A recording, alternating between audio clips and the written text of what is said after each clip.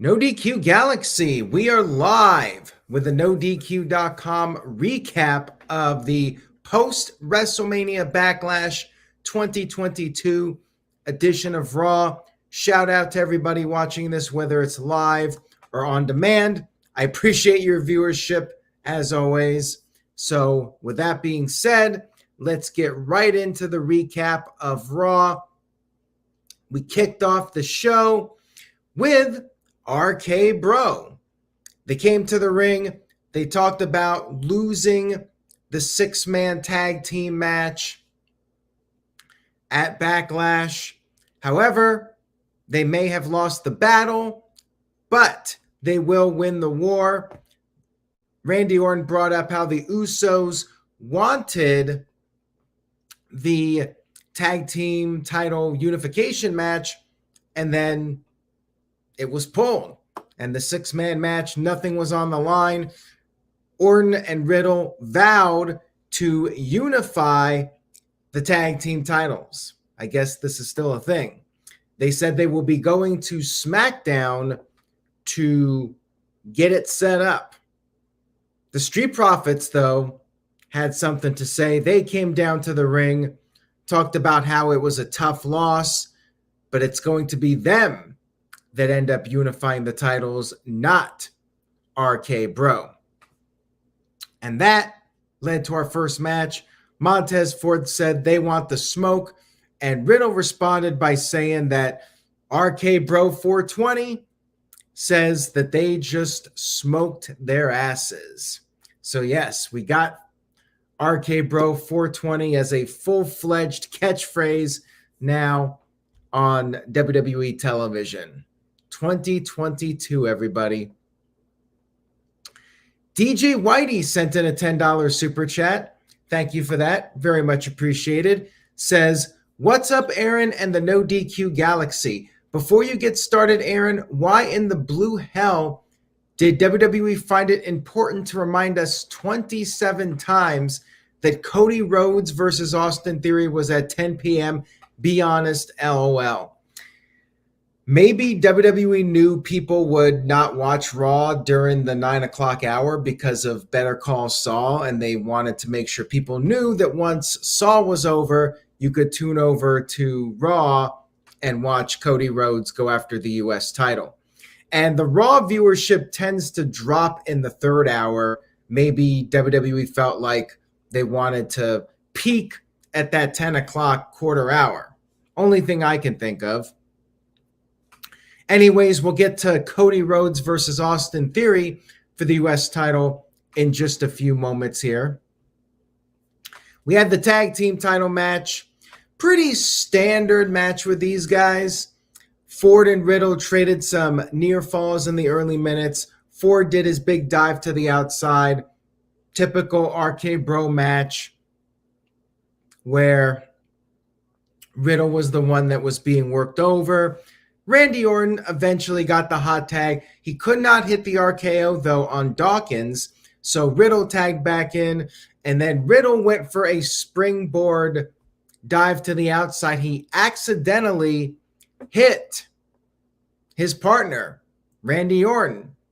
Maybe a little tease that they're starting to have dissension. I don't know, but yeah, Orton got hit by mistake. And Riddle was on the verge of losing. Ford came off the top with the frog splash, but Orton was able to make the save at the last second. And then Ford went for another frog splash, but got caught in midair by Riddle with the RKO and picked up the victory.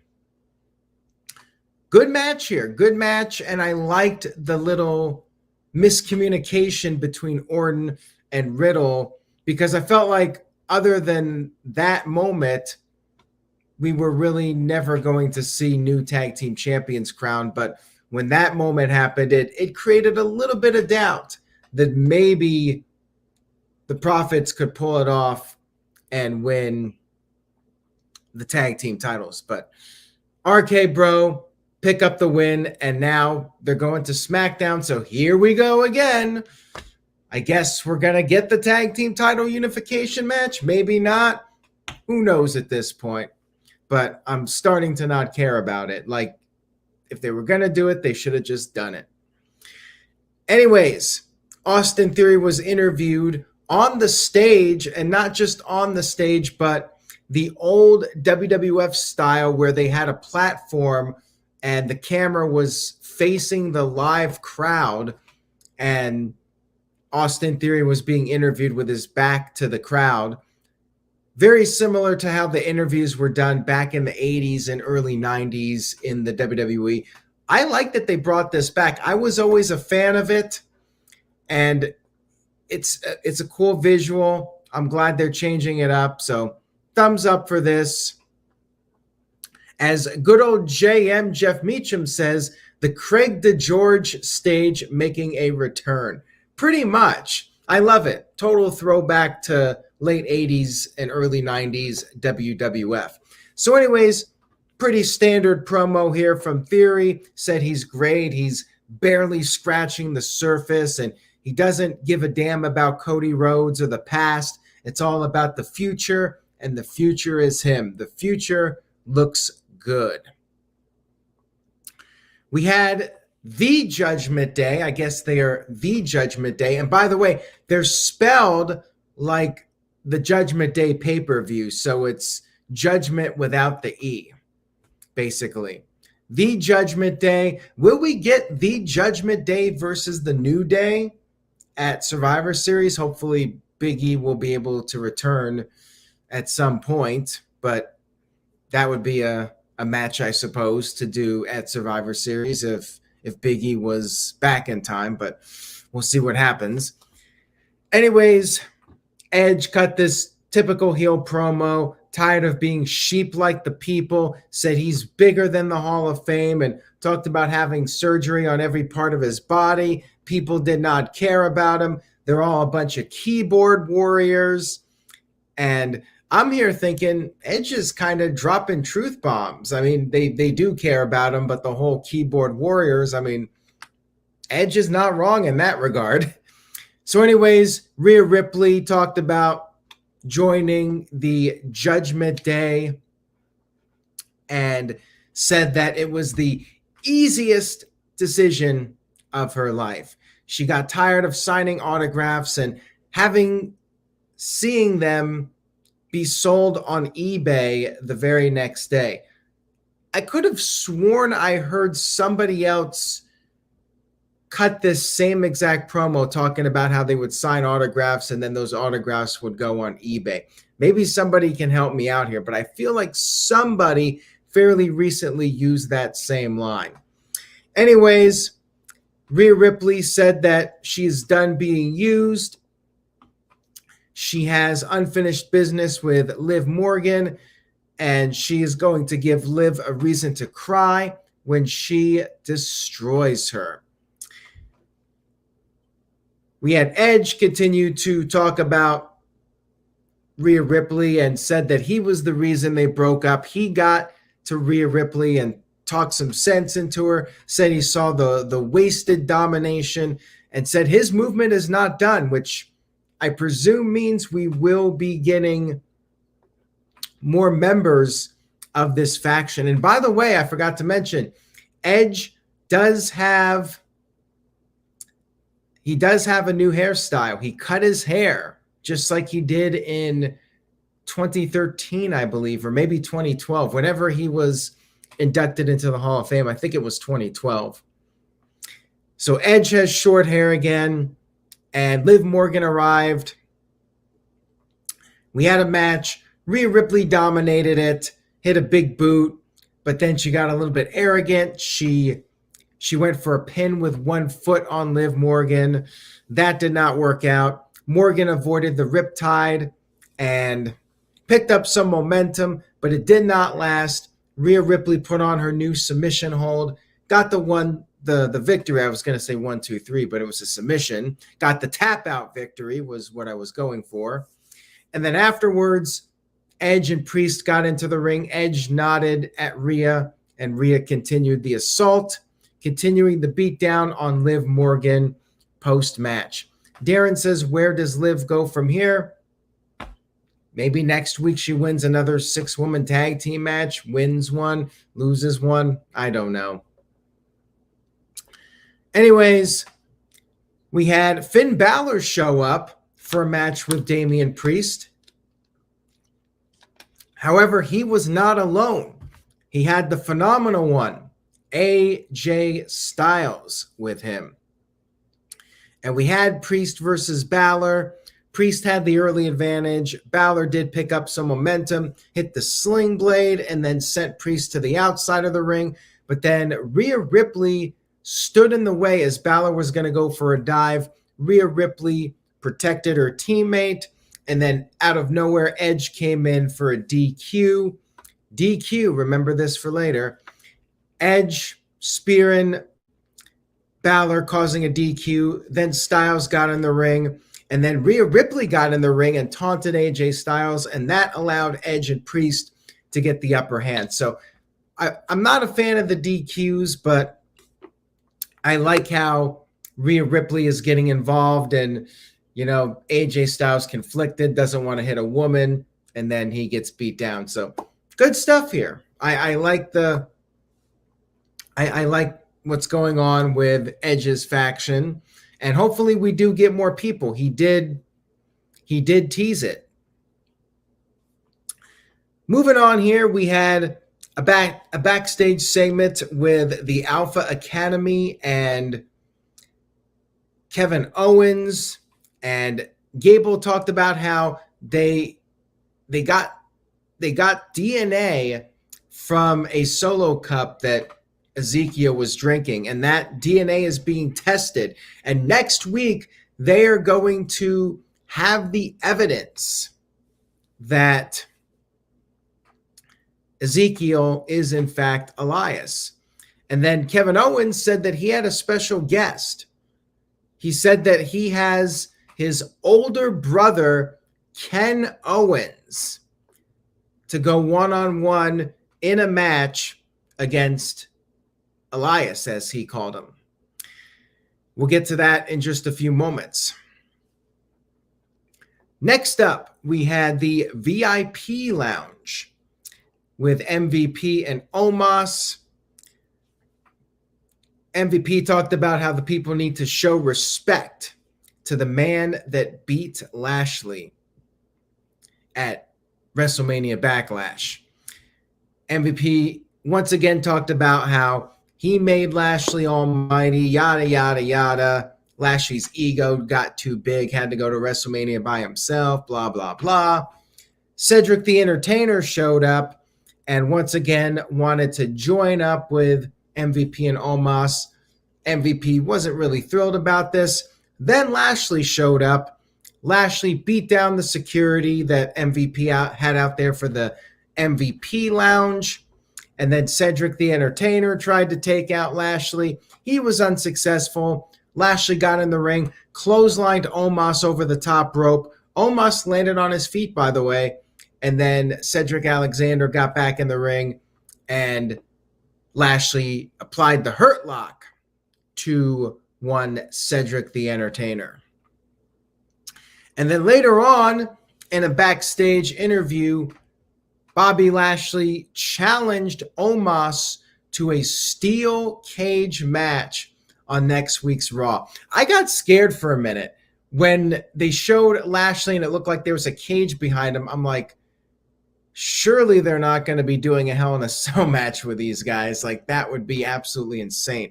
Thankfully, they're not doing that. Next week, they're just going to have a steel cage match on Raw. Fine. Just keep those guys away from the cell. Do not waste a cell match on Lashley versus Omos, please.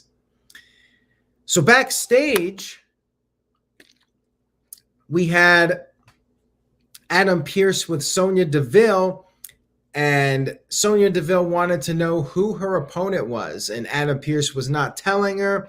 So Sonya Deville went to the ring, and then Adam Pearce appeared on the stage, and he announced that the investigation into Sonya Deville has been completed, and it has been determined that she has abused her power, and thus her contract as an authority figure, it has been terminated. However, she is still a WWE superstar and she will continue to compete.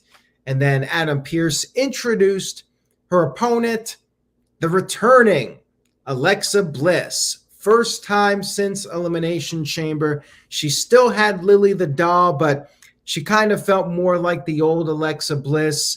She had her old music, kind of like a hybrid of the two. A mix of the old goddess and the Fiend-like character.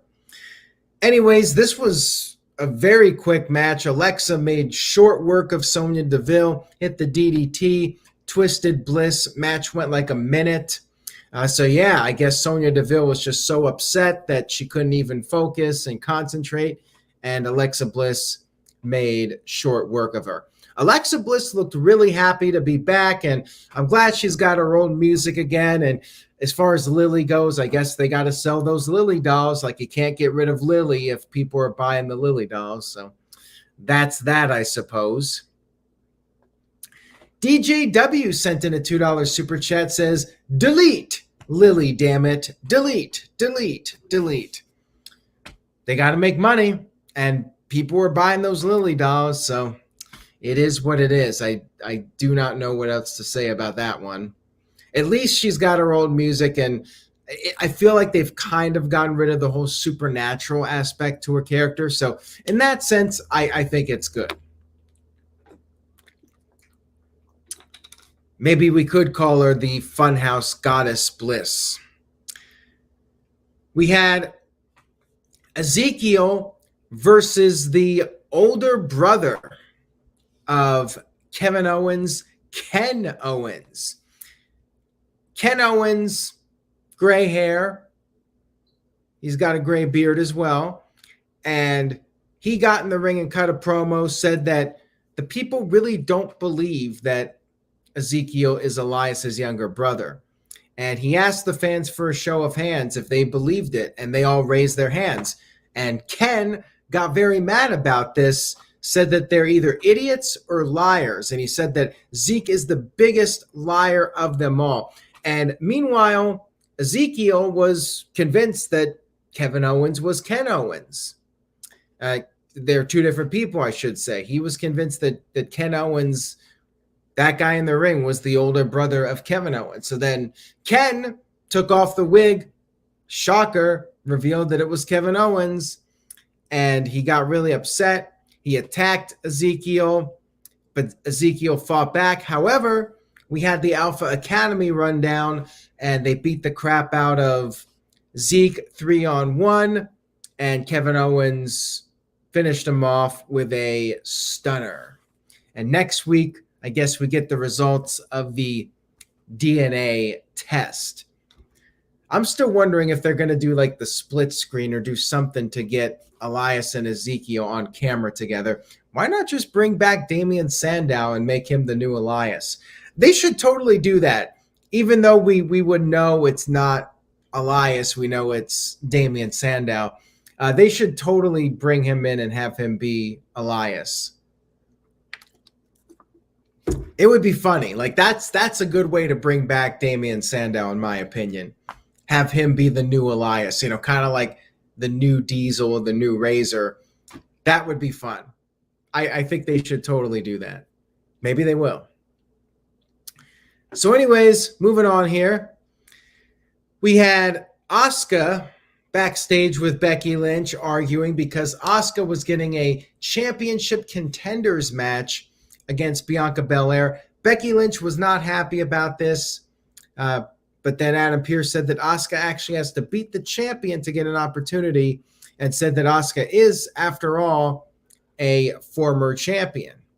But Becky wasn't happy, said that she handed Asuka the title 2 years ago, and Asuka disrespected her. Asuka said that Becky isn't acting like a mom. Becky is acting like a baby, and both of them were just very animated and crazy. It was pretty entertaining. We then had Veer Mahan going up against another local competitor, this time somebody from Connecticut, and he was interviewed, the usual interview, said he does not want to be carried out, but said he has a wife and 3 kids. He has to provide for them, and that's why he's doing the match. We had the match, a little bit of offense for him, not much. Veer made short work of him. No post-match beatdown. They kept it short this week. Veer just beat him, and we moved on. So more of the same here from Veer. Fear the Veer. Veer has been sent, and once again, he has delivered carnage. We then had Cody Rhodes interviewed backstage, and he believes he's done with Seth Rollins. He feels like, as far as he's concerned, that chapter of his career has been closed, and he said that Austin Theory better be ready because nothing sounds better to him than the American Nightmare as the new United States champion. And Dark Angel Raphael with an interesting comment here in the chat room. Yeah, that enhancement guy was actually a pretty decent size, and I wonder if WWE will take note of that, and maybe we'll see this guy again. I mean, every once in a while, like James Ellsworth was supposed to be that one-off guy, and they kept using him. Maybe this guy actually gets a contract with WWE. You never know. He looked like he was a pretty decent size. And yes, as Jeff Meacham says, Veer is just coming harder and harder every week on Raw. All right, so now we move on to Cody versus Theory for the United States title. Theory did the Stardust taunt towards Cody Rhodes, did the cartwheel, the whole thing. Cody went for a couple of quick covers. Theory with a cheap shot when the referee wasn't looking, like a thumb to the eyes or something like that. Got the upper hand, but then Cody made a comeback. They ended up on the outside of the ring, and Cody wanted to slam Theory on the announce table, but Theory was able to roll back into the ring. And then after the commercial break, went back and forth a little bit. Cody continued his momentum, and he hit his moonsault. Theory kicked out of that, and then Cody hit the disaster kick, followed by the cutter. But then before he could score the victory, Seth Rollins, surprise, surprise, jumped in and caused a disqualification. Is anybody really shocked about this one? I'm not. I mean, they should have had Rollins win at the pay-per-view just so it could be one apiece, because Rollins, I mean, he's going into this third match with 2 losses. It's just kind of ridiculous. Anyways, Rollins beat the crap out of Cody, gave him the curb stomp on the announce table, and left him laying. So, Hell in a Cell match for these guys. I think it would have been better if Rollins had a win over Cody. It was one apiece, and you had the rubber match, but whatever. And here's another comment from Walter Cruz, $10 super chat, and I'm with Walter on this one. He says, Seth Rollins versus Cody round 3 doesn't make sense. You lost twice already. No need for a third. Cell has lost its purpose. It was always to end a feud with no excuses, not because of its name of a pay-per-view. Cell is lame now. You're right, Walter. And what happens here? Like, Rollins loses 3 times, or he wins the third match, but Cody won the first 2. So is anything really settled? Like, it just doesn't really work for me. Like, they should have had Rollins win at the pay-per-view, like I said. And yeah, very predictable that Rollins came in for the DQ. Says, I knew Cody Theory U.S. title match was going to end in a DQ. Obvious. And for those of you counting, that's 2 now. 2 DQs on this show. Moving on here, we had Becky Lynch and Naomi versus Doudrop and Nikki ASH. So Nikki is still the superhero, whatever. Although maybe they're going to build to something. By the way, no entrance for Doudrop and Nikki ASH, which pretty much means that they're not winning. So anyways, Doudrop got in a lot of offense. She sat on Naomi, but Naomi kicked out. Splashed Naomi in the corner. Naomi eventually recovered, tagged in Sasha, and then Nikki tagged herself in, and Nikki was getting overconfident, told Doudrop she had control of the situation, but guess what? She did not. Naomi tagged back in. Doudrop got knocked off the apron, and then the champs finished off Nikki with the rents due double team maneuver, and that was that. But maybe next week, Nikki Ash drops the superhero gimmick. I suppose you can get 1 week of Nikki losing again before you shift gears with her. So we'll see. I'll wait and see how this plays out. But yeah, pretty obvious where this one was going with the no entrance for Doudrop and Nikki Ash. We had The Miz come down wearing a referee outfit, and we had Ali versus Champa with The Miz as special guest referee. And I mean, this was every single heel referee match you've ever seen. Miz is the referee, says he's going to call it right down the middle, but he did not. Champa took a cheap shot, and of course, Miz did nothing. Every time that Ali went for a pin, Miz would either not count at all, or he would do a very slow count. Champa got the upper hand for a bit and even busted out the patting himself on the back on the outside of the ring. That was cool. I think that's the first time we've seen it on Raw. And the match was pretty good. I just wish they didn't have The Miz as the referee. So anyways, eventually, after numerous times where The Miz was counting very slow, Ali got in his face, and then Champa took advantage, and Miz did the predictable, very fast 3 count. Ali loses to Champa, and should we even care about this, really? Like, the whole thing is just so ridiculous. Like, the heel referee angle has really been played out. Like, I feel like it got burned out so badly in the late 90s. Like, it can never be done because every time you see it, you know how it's going to play out. We had, for some reason, a Lacey Evans video on Raw. Is she moving to Raw? Like, why did we have to see all this again? I thought we were done with these videos. Like, what are they doing with Lacey Evans? Like, at this point, it's just going to piss people off. And is that what they're going for? Is she, in fact, a heel? I still do not understand that SmackDown promo. And yeah, we just got more of the Lacey Evans backstage talking about her dad and all that stuff. Like, I mean, this is absurd. DJ Whitey with a $5 super chat. Thank you, DJ. Says, I've learned enough of the Lacey. I've had a hard life story after the 3rd or 4th promo. Now she needs to dominate in the ring and get the monster push. Well, it depends on what the hell they're doing with her. Like, yeah, if she's a babyface, they really should just get her in the ring now. If she's a heel, then I suppose keep doing these promos to keep pissing people off. But I really am not sure what they're going with here with her. I really don't know what the deal is. So we had R-Truth backstage with Dana Brooke and Tamina Snuka. And Tozawa and Reggie arrived with some flowers. However, Truth had something for them. Truth served Reggie with divorce papers.